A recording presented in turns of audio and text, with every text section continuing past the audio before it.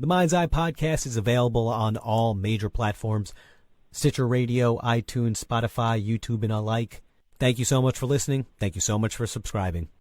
Feed your head, engage your brain, and enter the Mind's Eye.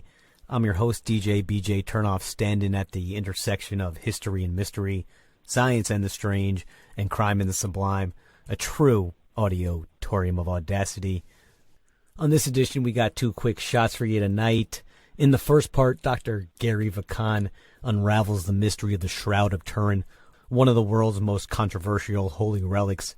The Shroud of Turin is supposedly the burial cloth of Jesus Christ, the one that he was directly wrapped in after the crucifixion. Take a look at a picture of the Shroud of Turin if you can before the interview starts, because of that haunting image imprinted on it, it makes skeptics to believers and everyone in between debate whether it's real or if it's a hoax.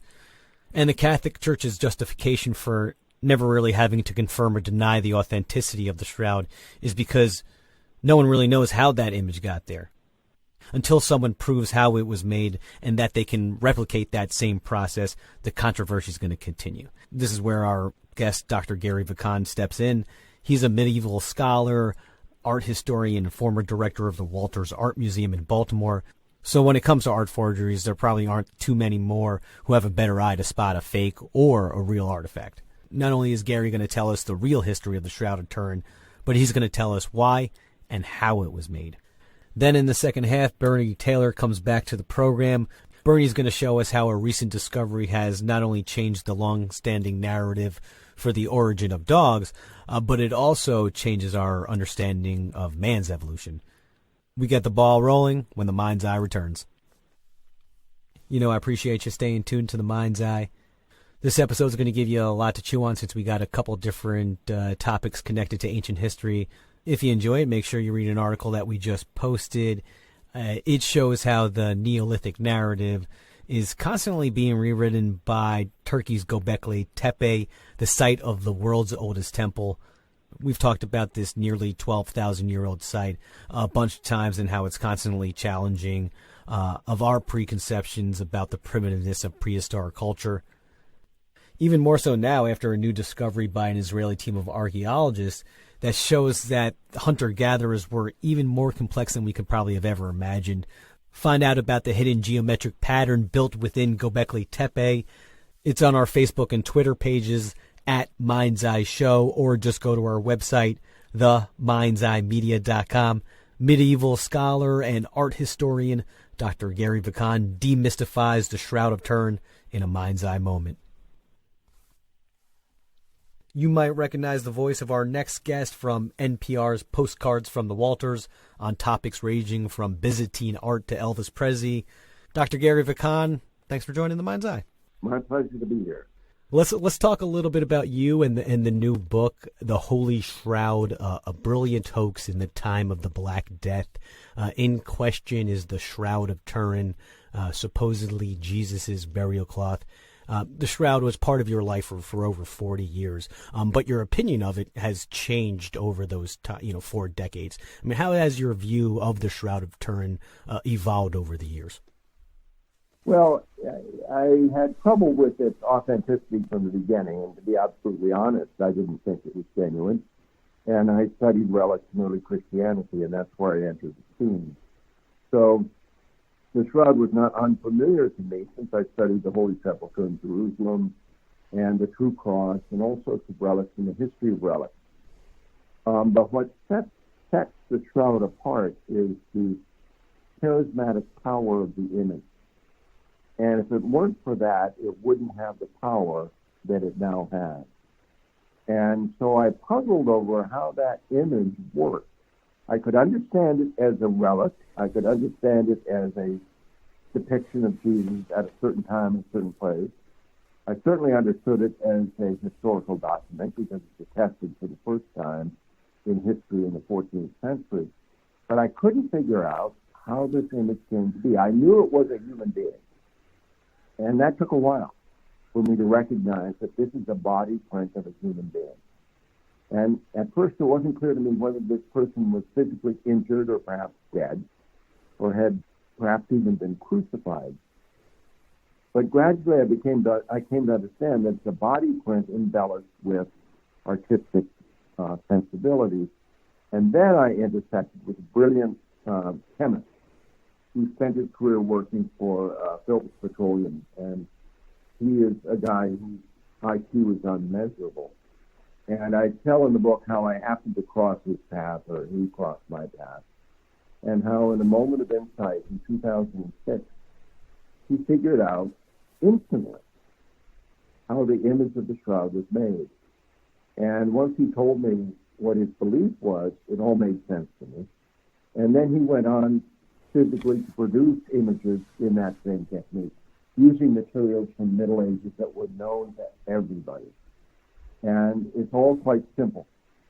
And once that piece fell into place, all the other loose ends could be tied up. And so that's why I wrote the book. Had he not come up with an explanation for how the image came to be, I would never have written a book, because without that piece, it's an unfinished story. The Shroud of Turin was dated by carbon-14 in 1988, and the Catholic Church said, a headline, New York Times, Shroud of Turin is not authentic.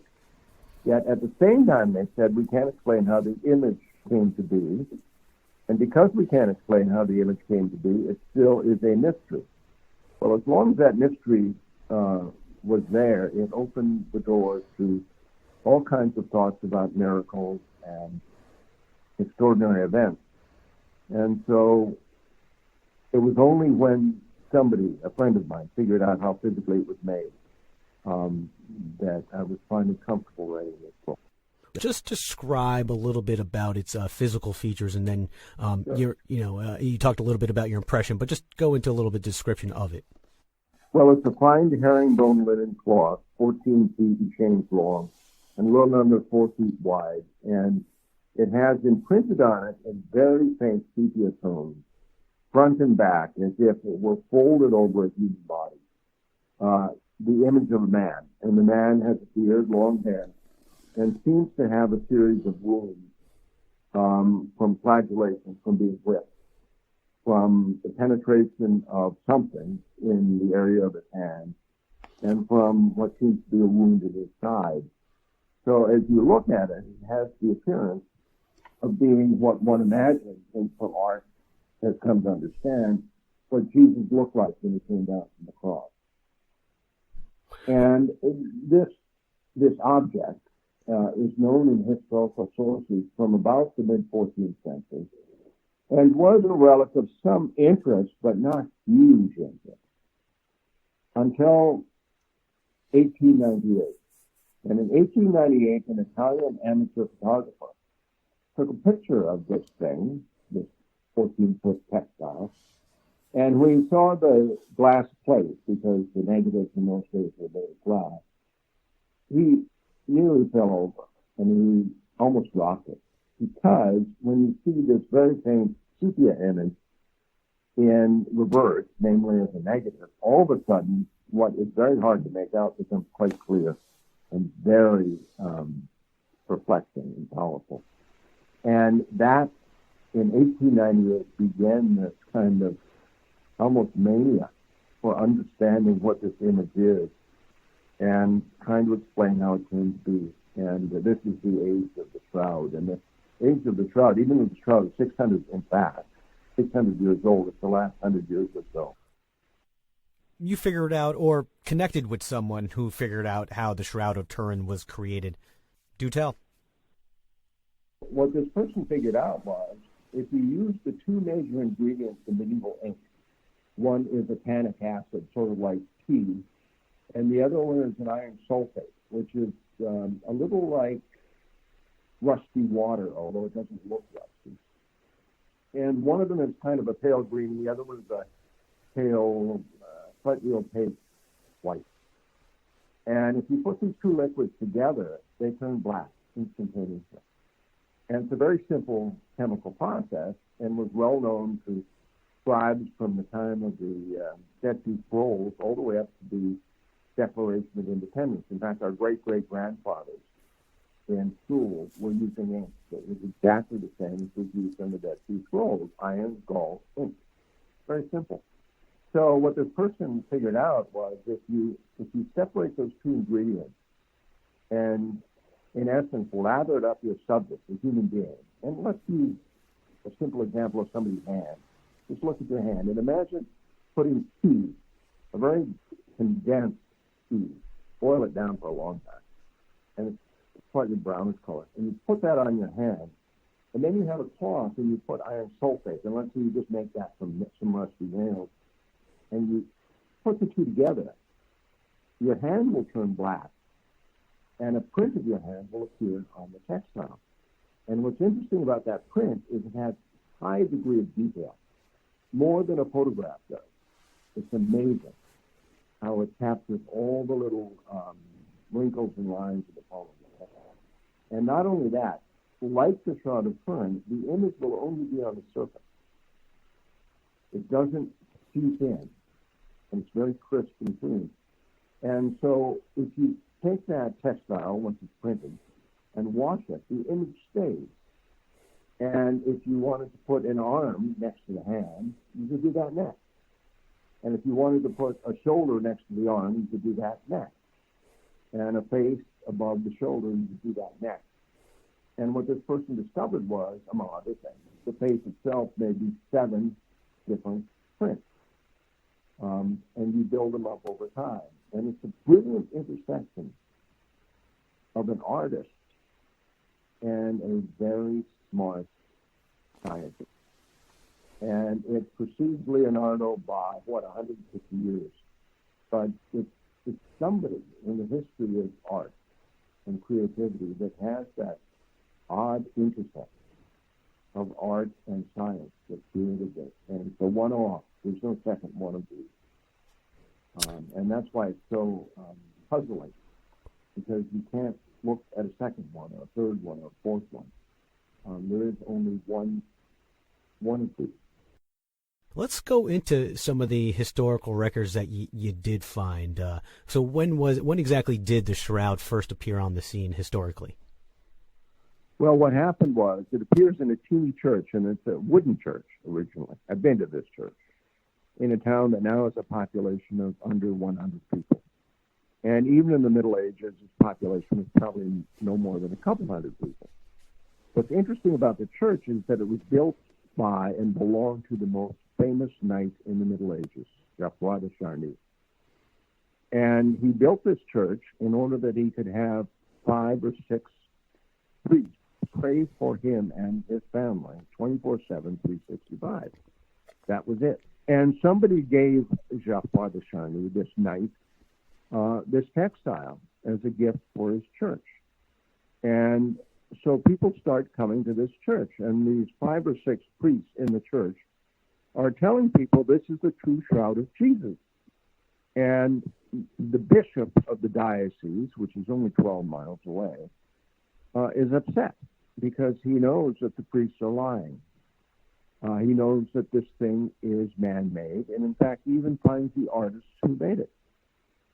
And so he takes his complaint to the Pope and says, you can't let this person lie about what he has, because what he's doing in order to make some money is inviting people to commit idolatry. And just before the object was seized, the owners in this little bitty church ran off with it. And this is about 1355. About 35 years later, the son of this famous knight, Shroud Was II, and his mother showed up again in the little town with this textile. And they start showing it again.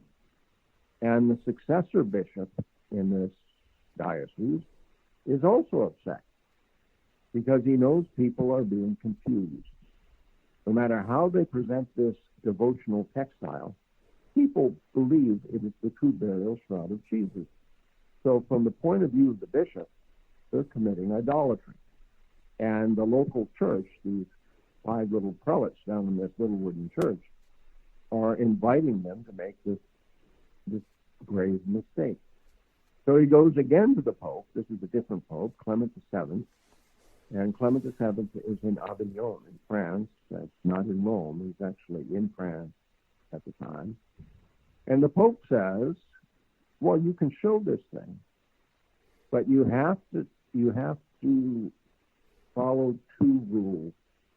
The first is when you show it, you have to have somebody standing nearby and say in a loud and clear voice, this is not the burial shroud of Jesus, but rather a reproduction in image of what some people believe to be the burial shroud of Jesus. And the second rule, he said, is you can't treat it like a relic, because it's not a relic. It's an image. A relic is something that, in fact, has touched the body of Christ. And the Pope was saying, this hasn't done that. It doesn't satisfy that criterion. So, in essence, the Church said officially, and this was in 1390, this is the way it has to be treated. And even to this day, Pope Francis I does not refer to the Shroud of Turin as a relic. Now, that may seem to be a detail to anybody, but in fact, they're following the same judgment that was made 600 years ago. And the judgment is totally revealing of what everybody then understood. It is not the burial shroud of Jesus, but an image of what some people believe to be the burial shroud of Jesus. What backstory did they give to explain the time gap between the time of Jesus and where it was in between 1350 for those? That is the two strangest aspects of this very famous object are, one, that when it first appears in the history of the world in 1350, it's called a fake by the bishop, and the Pope says it's not real. The second thing that's very odd is that the people that are presenting it and claiming it's the real shroud of Jesus with his image on it don't provide a backstory to explain how it got from Jerusalem, AD 33, to a teeny little church in a teeny little town in northeast France in 1350.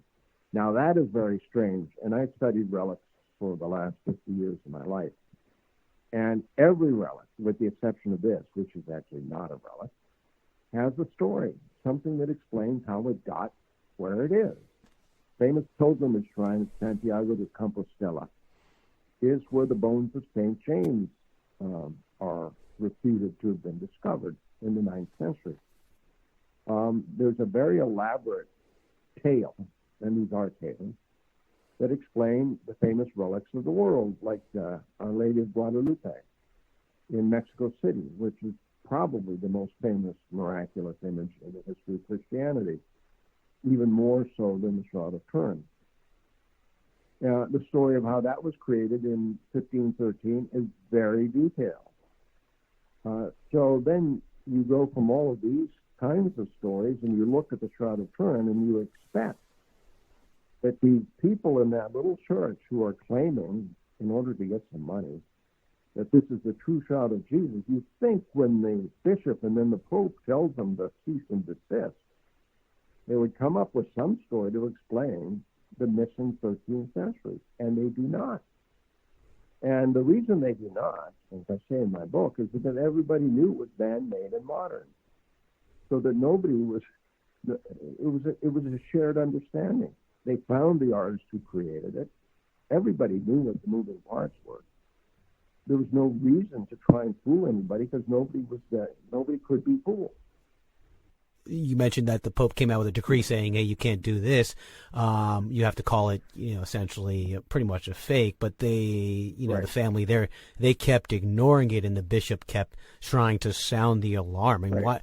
And we can see that now, all these centuries later, what has happened because of it. Why didn't the Catholic Church, snuff it out then? Well, the bishop asked him to, and the Pope didn't go all the way.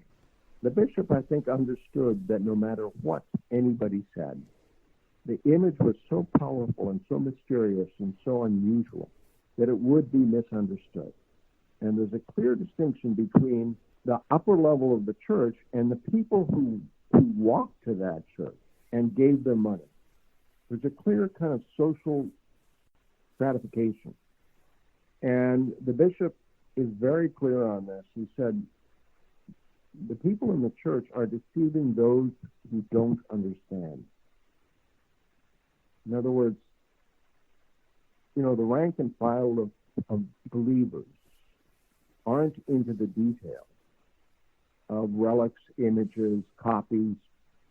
All they know is that they see this textile with a powerful image, and no matter what anybody says, they think it's Jesus, and they think it's a burial cloth of Jesus. And that's true to this day. Clement and Francis I calls it an icon, an image, a mirror. And Benedict XVI did as well. But the people who go to, the millions of people that go to Turin to see this thing, when it's put on display, don't get it. They don't delve into that distinction between being a true relic and being an image of a relic. And I think part of that misunderstanding is, as we were saying before, how powerful that image is. And defenders of the Shroud, I believe in the book, those defenders say that because that image is so consistent with Roman crucifixion and Jesus's wounds that are described, this has to be real. So do you think that the Shroud enthusiasts actually saw a real crucifixion? It's not impossible by any means.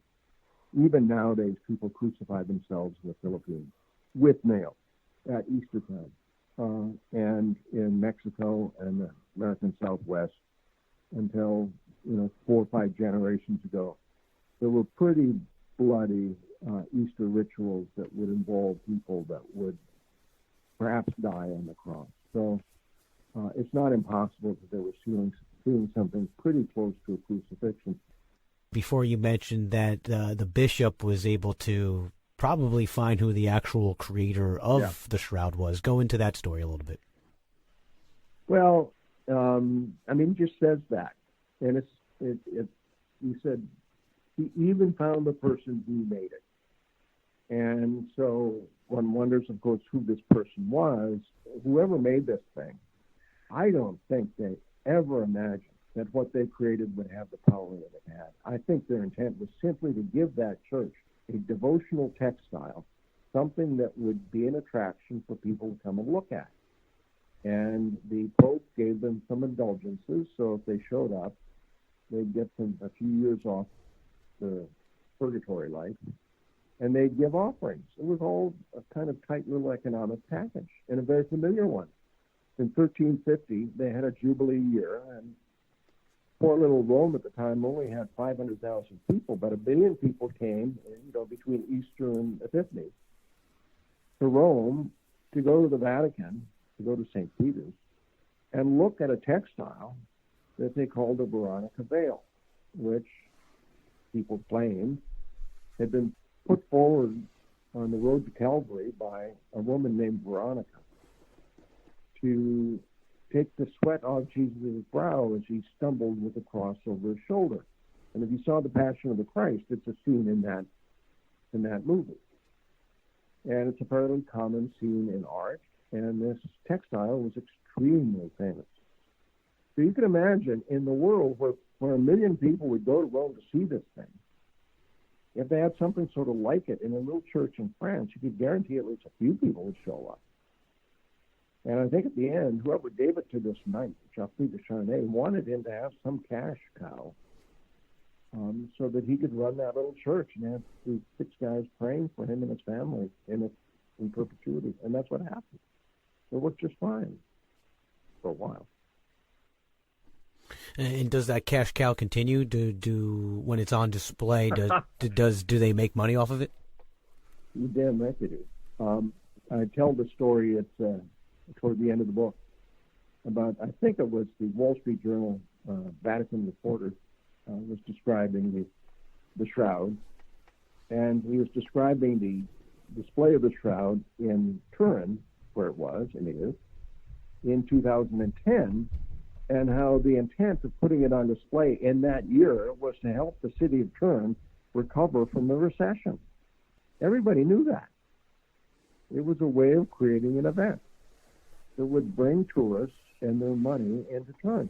So what was happening in 2010 in an industrial city in northern Italy was replicated on a huge scale, because like 2.5 million people came. That's a lot of people.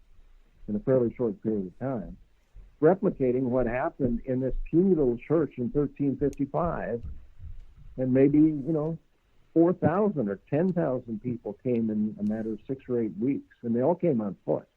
And the people that ran the church were so eager to feed this traffic, they would broadcast far and wide that this was the true shroud of Jesus. They were lying, and they faked miracles. They paid people to claim they were healed. Doctor, appreciate your time. Thank you so much. Well, this was fun. Thank you. Make sure you stick around for Bernie Taylor, who's going to tell us about the real origin of man's furry best friend. It's the leash. Haha, you could do. The Mind's Eye returns after a word from our sponsors. Bernie's back, baby. Bernie Taylor returns to the Mind's Eye once more to reinterpret our ancient past. Mr. Taylor, great to speak with you again. Brian, thanks for having me on today. We're going to do a big show today. And during our first interview, we spoke about your book, Before Orion Through the Prism of the Question. Was Pablo Picasso directly inspired by Paleolithic cave images? Expand on the answer to that question and how it connects to the origins of dogs for our topic tonight. Well, Picasso found cubism or art within the natural formations of rock. So one rock might look like a horse, another might look like a bison. And then he took those images and he transposed them onto his art. His Les Dames d'Avignon in 1906, 1907 was the first modern art, the first cubism. And he borrowed these images, which became masks on these female characters. And that came from the Altamira cave about 40,000 years ago, which is really important because it's a pivotal point in the history of humanity. It's about the time that we came into Europe and we encountered Neanderthals. Now, Neanderthals had been there for hundreds of thousands of years before us. They didn't survive for hundreds of thousands of years. They persevered through many ice ages. They had their ecological niche, in Europe. And then we arrive, and then they disappear.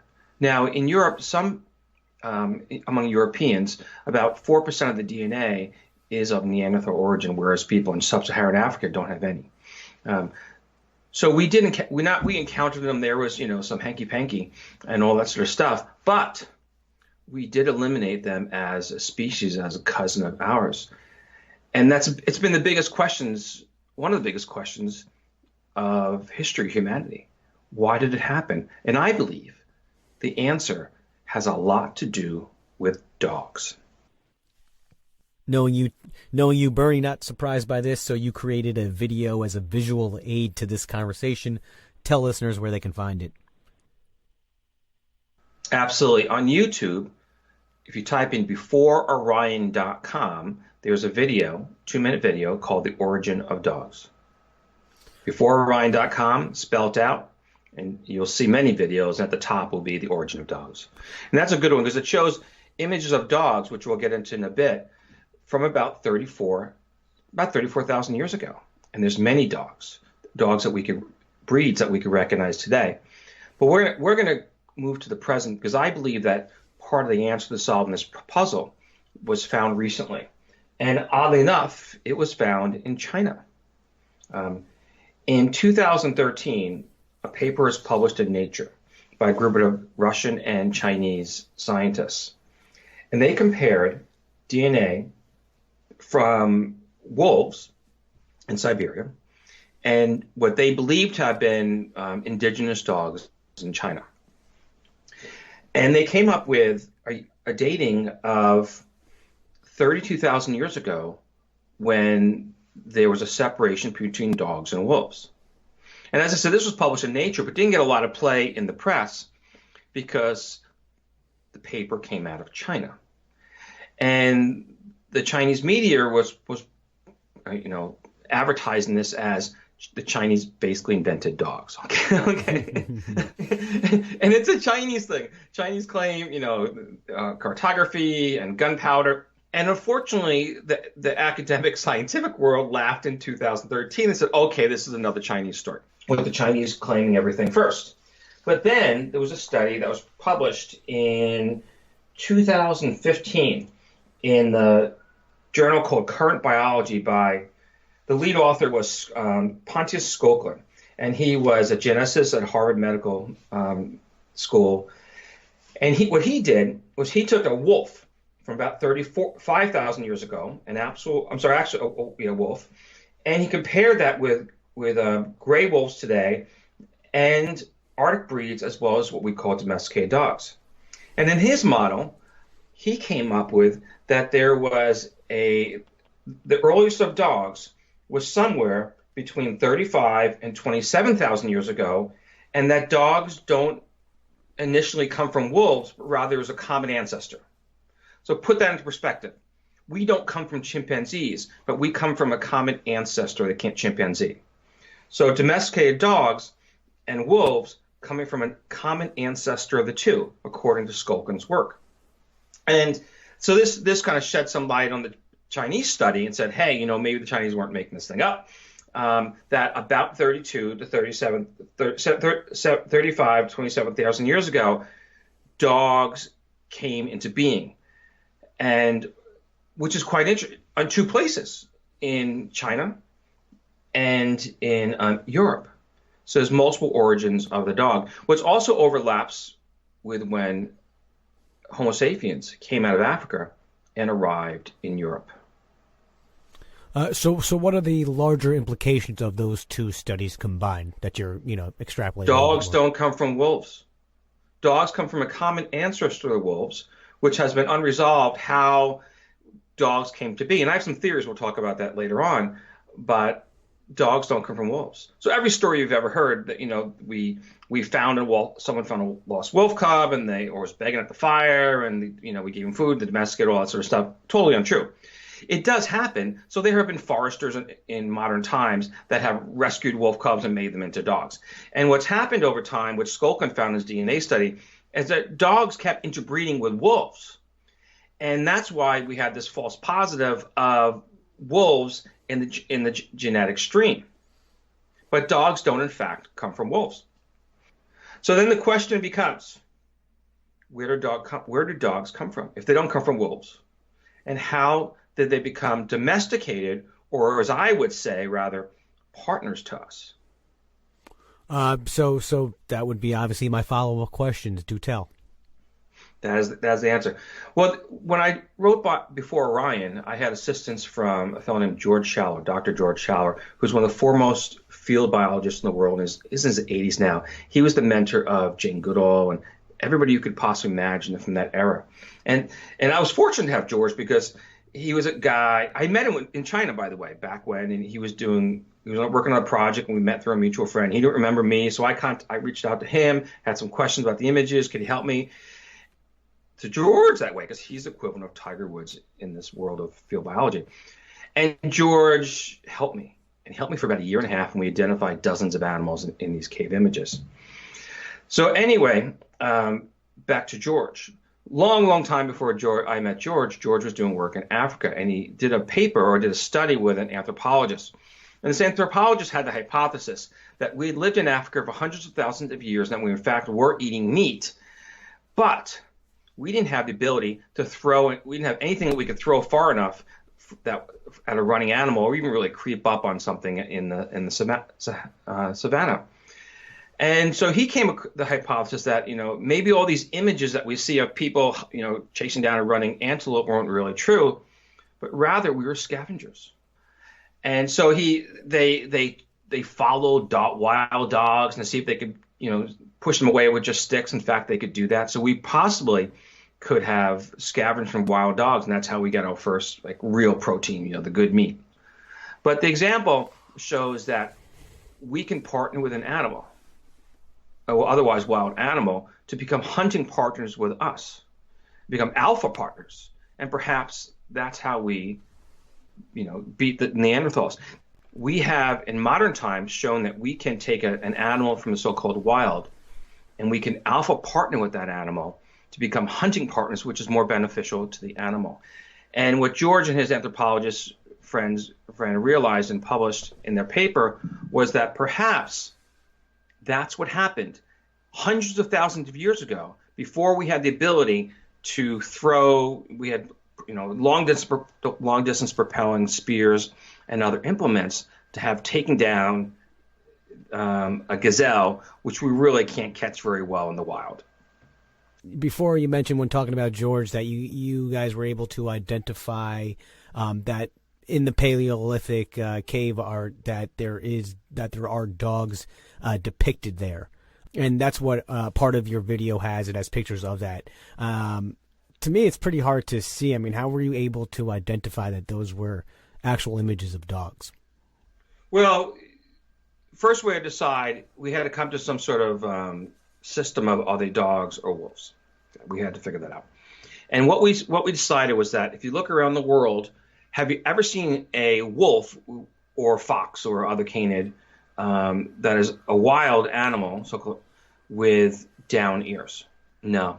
And so we said that, okay, so if it's got down ears, it is a dog. Maybe we don't know it's domesticated, but we can say that it's a dog. If it has up ears, it's 50-50. It's a crapshoot because there are dogs and wolves, of course, with up ears. And it sounds like a pretty simple way to do it, but it was the best that we had. And in that record, we found a number of dogs, and in two different caves. One is the El Castillo cave, so-called Gallery of Discs. The other in Gorham's cave, what I call the Gorham etching. And on the Gorham etching, we found a few breeds of dogs. One of them, and I can't tell you that it is in fact that same dog that we have today, because we can't check the DNA. Okay. But what I can say is that some of these breeds are within the DNA studies are some of the oldest breeds of dogs, which is quite interesting. And one of the breeds that we find depicted is the Canary dog. And the Canary dog comes from the Canary Islands, which is off the western coast of Morocco. Okay. And the Canary dog is probably like 70, 80 pounds. It's a huge dog, fighting dog. You could use to hunt lions or something, okay? But as well as guard anything that you would want. So the Canary dog is also probably less than 200 miles from this cave, Gorham's Cave, which is on the southern tip of the Strait of Gibraltar. We also find that on that same image, we find what looks like an Aswan or Aswan Slohi, which is a dog that is presently of the Sahara. And the Aswan Slohi is used to run down gazelle. So it's originally a hunting dog. It's very, very rarely exported. Another dog we found was the Majorcan Shepherd Dog, which is from the islands of Mallorca, which is on the, let's say, from the Iberian Peninsula, it would be northeast. So they're islands, and they're shepherd dogs. Okay, and there's no known origin of these dogs. Now, what's interesting is we have three breeds of dogs that are all within 200 miles of this cave on the southern tip of the Strait of the Iberian Peninsula at the Strait of Gibraltar. And there are three breeds of dogs that are isolated. So these are three breeds of dogs that are genetically isolated, and perhaps for tens of thousands of years, which is quite interesting. Have you ever seen any of those dogs? No, that's why I'm wondering how you're able to identify them. You said that you can identify them, but you didn't really say how you identify them. So they have the distinct features. And not just the taxonomic features of, the ear, size of the ears, and how they their body types, but even how they hang their tongues and how they group together, that sort of stuff. So we have these very unique muzzles of the dogs and their ears and their postures and how they hang their tongues and all that sort of stuff. And it just jumps right out you. But what we have is this assemblage of dogs that match up to have some of the oldest DNA of dogs, and we find them in the oldest images of mankind. But what interesting, we find some of these dogs are not on the Iberian Peninsula, and they're not even Europe. So the question then becomes, were dogs first domesticated, or did we first partner with them when we were in Africa and we brought them with us to Europe, or did we find that relationship when we arrived there? So how does the human-dog partnership lead to the extinction of the Neanderthals, which you talked about before? Because we had the ability to get the slain animals. We had the ability that that they weren't clean kills. We had the ability to track down animals as they were alive, whereas Neanderthals couldn't do that. So maybe they could smell them in the air for hundreds of years, maybe even a mile. I've seen good guides do that. But dogs can track animals for days. And so they could have tracked herds that had swept through that the Neanderthals couldn't. So we had the ability. There's no infinite supply of big game, but we had the ability to get a lot more of it than Neanderthals, and thus they had a disadvantage in the amount of we starved them out in such a way. And that makes that incredibly special relationship with us that we've carried on for, I believe, at least tens of thousands of years. At least 34,000 years ago when we arrived in Europe and we overcame the Neanderthals. And most likely before that time when we lived in Africa and when we had the dogs run that gazelle, following the point that the dogs are already running down the gazelle and we were scavenging off what they allowed us to take. And I believe that's not just the history of the dogs, but rather the history of us as a species and how we came to be. Thought-provoking work as usual, Bernie. We appreciate your time here at the Mind's Eye and updating our ever-evolving view on humanity. Thank you as well, Brian. Have a great day. A round of applause for Bernie Taylor. I swear that's the last one. Mind's Eye wrap up on the other side of this break. Mind's Eye wrap up here, and so for next week's show, we're going to be doing something completely different. You're going to hear a side of me that I rarely tell on air, let alone to anyone. So this is a one-time special episode here. Our friend Laura London of the great podcast Speaking of Young, who we've had on a few years back, she's doing some special quarantine episodes, stepping out of her usual psychology box, and well, she's graciously asked me to come on the show to talk about this little podcast and also share some of my personal paranormal experiences and my research into the weird and wonderful. You know me, guys. I'm a skeptical believer, but I am going to share my own personal ghost story, some of my Masonic experiences, and some of the strange synchronicities that have actually guided my life. I might even give you my opinion on some controversial historical topics like the assassination of Martin Luther King. And like I said before, you know, I'm a skeptic over here, and I'm a skeptical believer. So if I'm going to say those things and put that out there, you know I'm going to back it up. So with the ghost story, I actually have the ghost voice on record. I'm going to play those files for you. And with my accusations pointing the finger at the government behind Martin Luther King's assassination, I got some pretty good evidence that I think backs that up. I'm going to share that with you. Laura and I are also going to talk about some of the history and mysteries behind the number 13, Oak Island, and the Templar treasures. Pretty much I'm going to tell you all the things that I've learned and connected from doing this little podcast, The Mind's Eye. It's going to be raw, it's going to be informal, maybe even shared over a couple of drinks, but you know it's going to be real when the two of us get together. I really do hope you join me and Laura for that episode of The Mind's Eye and Speaking of Young coming together like never before, maybe never ever again. Until then, be well and let well be. I'm DJ BJ Turnoff signing off for The Mind's Eye. The Mind's Eye podcast is available on all major platforms: Stitcher Radio, iTunes, Spotify, YouTube, and alike. Thank you so much for listening. Thank you so much for subscribing.